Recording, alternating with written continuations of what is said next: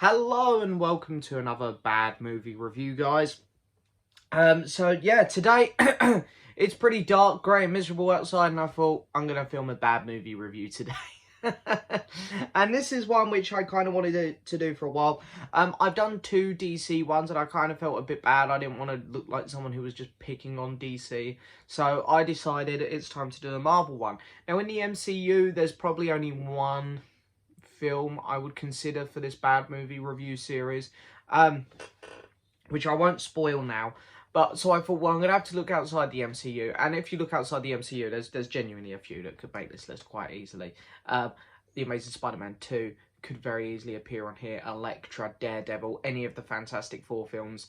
But yeah, I've settled with this one today because I don't really care about the Fantastic Four films. Like, they're terrible, but everyone knows they're terrible, and they sort of just exist. The Amazing Spider-Man 2, I'm just not a fan of either of them, so I don't care. Whereas the X-Men franchise was something I was invested in for quite some time, and there are good movies in there. I like the first two a lot. I also really like First Class and Days of Future Past, and I love Logan. So there's some good films in this little series of movies. There are some not so good ones.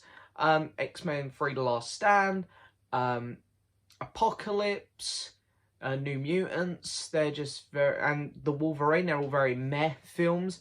And then we do have a few bad ones. Dark Phoenix. And this one. This one I think is the worst of the bunch. This is just such a poorly made movie, and it's quite impressive because the X-Men have been on a hiatus for a little bit at this point. X-Men 3 came out in 2006, so they had a bit of a gap between films here because this is 2009. And yeah, this was the first one to follow up the trilogy, the original trilogy, which is quite well loved by some people, even the third one. And I'll admit, while I'm not really a fan of the third one, it's nowhere near as bad as some people make out. So here we have X-Men Origins Wolverine. It was this big return for the X-Men. It was the origin of the fan favourite character. There were going to be characters like Victor Creed, Wade Wilson, who of course is Deadpool. There were going to be some really awesome characters in this. Even the Blob was going to be in this, the Blob. Now, I remember I wasn't into the movie when it aired. I wasn't really into films when this film came out. But I remember reading into this film before I watched it. I was like, oh my god, the Blob's going to be in it. I like the Blob. I think he's a really weird character, which I find strangely enjoyable. So there was a lot of good elements to it. Where I was, and the actors, you know, you had Leave, I can never say his surname, playing Victor, of course, Sabretooth. Ryan Reynolds, who is absolutely perfect for Deadpool, as we've all come to know, thankfully. Danny Houston's in this film, who I really like as well as an actor. He's also fantastic. Will.i.am's in this. That's a bit of a strange choice. But yeah, there's a whole bunch of great actors in this movie. Taylor I can't say his name. The guy from the I can't even remember the film I was about to mention that he was in. The one where he goes to Mars. He's in this. He's a bad actor.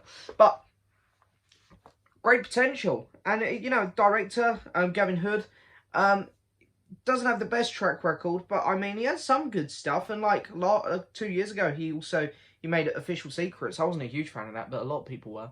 So, you know, it had a somewhat competent director behind it as well. Fox, big company, big money. What went wrong? The story sucked. It looked like no one was trying. This looked like a high-budget YouTube movie at times. Some of the effects they put on the screen were laughable, like genuinely laughable. There's one scene where Wolverine's got his really fake-looking PS2 cutscene claws in a bathroom in his house, and he's sort of he's going like this with them. He's whacking them together, and it looks unbelievably bad. Again, this film throws you from one place to another. There's a bit where you're chucked into a barn. Little family takes him in. This 2 old couple. Literally 3 minutes later, they're murdered. and he's going on the run, he's taking out helicopters and stuff, and the action just isn't fun. It's cut so quickly. Yeah, I want to come back to Will.i.am and say, why on earth did someone let him be in this movie? He didn't sell a single scene. Like, every scene he was in was just, I was looking at him, it's Will.i.am. He ain't acting here either. I don't know what he's doing. I didn't find Danny Houston very good in this film, even though I know he's a fantastic actor. We got to talk about Deadpool, of course. Deadpool, you know, when we saw him at the start of the movie, it was like, okay, this is kind of cool. He's got the tongue-in-cheek, he's chatting shit, I love it. He's doing the sword thing, cool, I like this.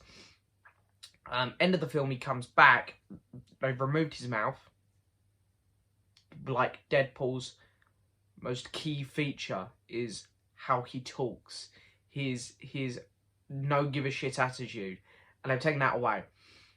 Then, he hasn't got a costume. He's got laser eyes. He's got claws that come out instead of holding, you know, swords, katana type things. What else is he doing? He's climbing up walls and stuff like he's like Spider-Man, and it's like he's got like super jump, and I'm like, this is not Deadpool. What have they done?